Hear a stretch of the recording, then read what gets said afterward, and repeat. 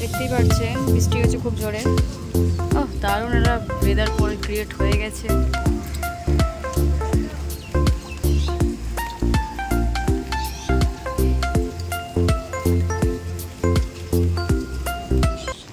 Hello বন্ধুরা, দেখতে পাচ্ছেন সন্ধ্যেবেলায় বেরিয়ে পড়েছি বৃষ্টির মধ্যে। কোথায় যাচ্ছি ওয়েট বলছি। আমি দেখেছিলেন আগের দিনকে আপনাদের দেখিয়েছি কৃষ্ণ তুলসী কিনেছি। তা ওই তুলসী গাছটা লাগানোর জন্য আমার কাছে কোনো টব নেই, মাটি আছে কিন্তু টব নেই। তাই টব কেনার জন্য বেরিয়ে গেছি। যেহেতু কালকের অক্ষয় তৃতীয়া, তাই আমি বেরিয়ে পড়েছি টব কেনার জন্য, যাতে আমি অক্ষয় তৃতীয় দিনকে কৃষ্ণ তুলসীটা প্রতিষ্ঠা করতে পারি। তাই দেখতে পাচ্ছেন বেরিয়ে পড়েছি, স্টেশনে পৌঁছে গেছি। আমি স্টেশনের দিকে হাঁটছি। প্রচণ্ড বৃষ্টি হচ্ছে ফ্রেন্ডস, মানে এত বৃষ্টি কি বলবো। 7:05 বাজে, আমি ওয়েট করছি ট্রেনের জন্য।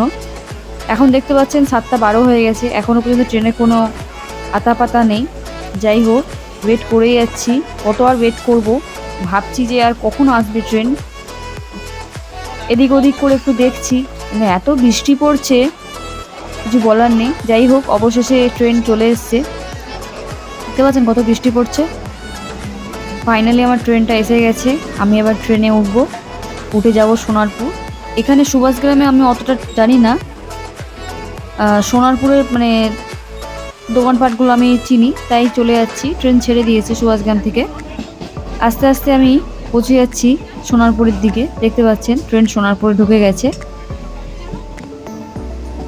প্রচণ্ড বৃষ্টি হচ্ছে ফ্রেন্ডস, মানে সত্যি যা গরম পড়েছিল, এই গরম থেকে এই বৃষ্টি অনেক ভালো।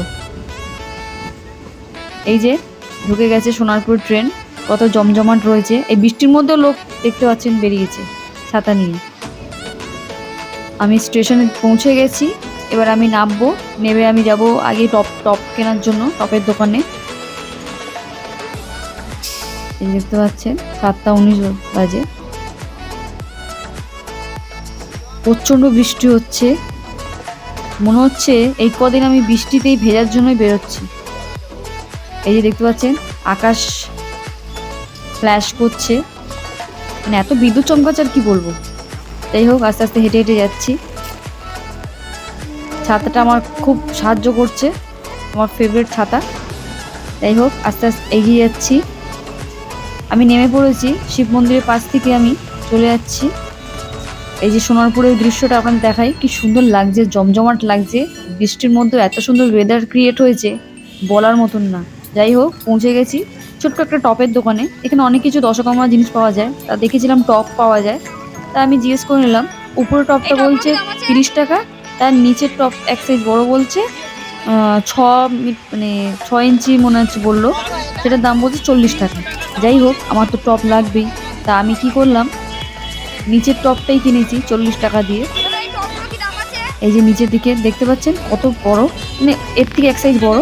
আমি ফাইনালি নিয়ে ফেলেছি টপটা, দুটোই ছিল, তা আমি এটাই পছন্দ করলাম। তারপর আমি চলে যাচ্ছি মায়ের বাড়ির দিকে। এই যে দেখতে পাচ্ছেন ফল পাকড় বিক্রি হচ্ছে, আর কত সুন্দর মানুষদের গ্যাঞ্জাম রয়েছে। মার বাড়ি যাওয়ার পথে দেখলাম রাজুদা লাকি বাম্বু এনেছে। আগের দিন দেখিয়েছিলাম যে নেওয়ার খুব ইচ্ছা ছিল, কিন্তু একটা কাস্টমার নিয়ে নিয়েছিল, আর রাজুদার কাছ থেকে নেবো ভেবেছিলাম। যাই হোক, ফাইনালি যখন পেয়ে গেছি, আর কালকে অক্ষয় তৃতীয়া, এর থেকে শুভ দিন আর হতেই পারে না। আমি বললাম রাজুদা আমাকে একটু কমে ছাড়ো।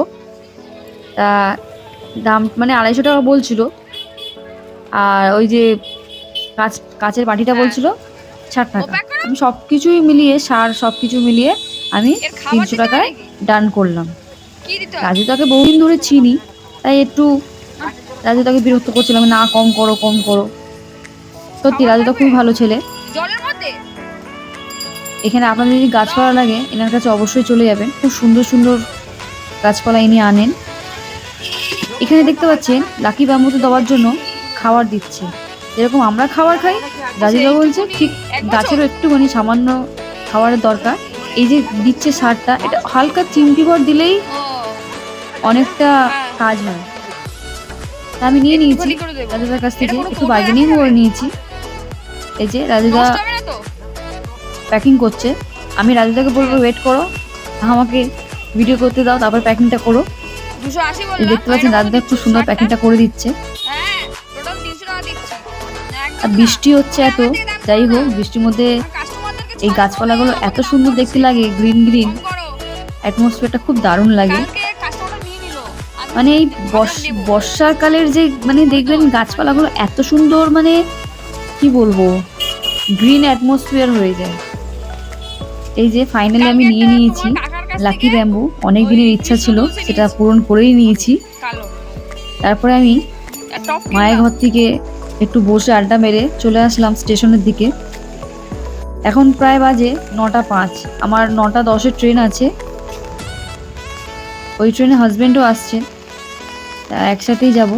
আমি আস্তে আস্তে হেঁটে হেঁটে চলে যাচ্ছি লেডিস কম্পার্টমেন্টের দিকে। বৃষ্টি সত্যি খুবই বৃষ্টি হয়েছে, বৃষ্টি থামার নাম নেই। যাই হোক, হয়েই যাবে বৃষ্টি।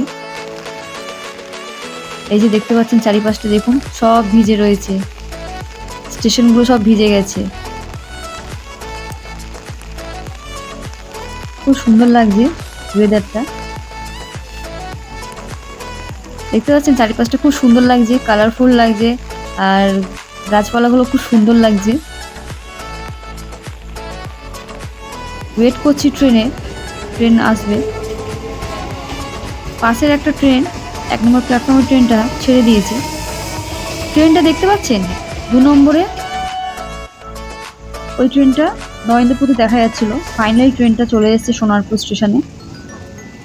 এবার আমি ট্রেনে উঠে চলে যাব বাড়ির দিকে। বৃষ্টি তো হচ্ছে, কিন্তু বৃষ্টি হচ্ছে বলে কেনাকাটা করব না তা তো কোনো মানে হয় না। এত গরম পড়ছিল, ভগবানকে বলছিলাম এত গরম দিচ্ছ কেন দিচ্ছ কেন। এখন যখন বৃষ্টি দিচ্ছে তা আমি আর কিছু বললাম না, আমি চল ঠিক আছে, বৃষ্টিটা অনেকই ভালো এত গরম সহ্য করার থেকে। ফাইনালি ট্রেনটা ছেড়ে দিল, সোনারপুর থেকে ট্রেনটা ছেড়ে দিচ্ছে। এবার আমি সুভাষগ্রামে চলে যাচ্ছি।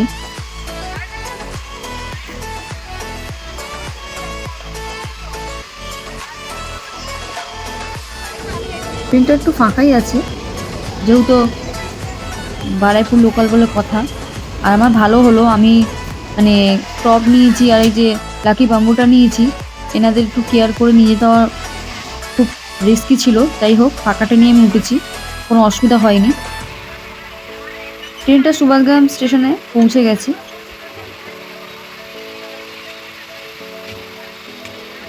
খুব সুন্দর মানে ওয়েদারটা ক্রিয়েট হয়েছে, বৃষ্টিতে তো মানে ভিজে ভিজেই মানে শপিংটা করলাম। এই যে ট্রেন ঢুকে গেছে। এই ট্রেনে আমার হাজবেন্ডও আছে, একসাথে বাড়ি যাব। আমি আবার নেমে পড়ছি। ট্রেনটা অনেকই ফাঁকা।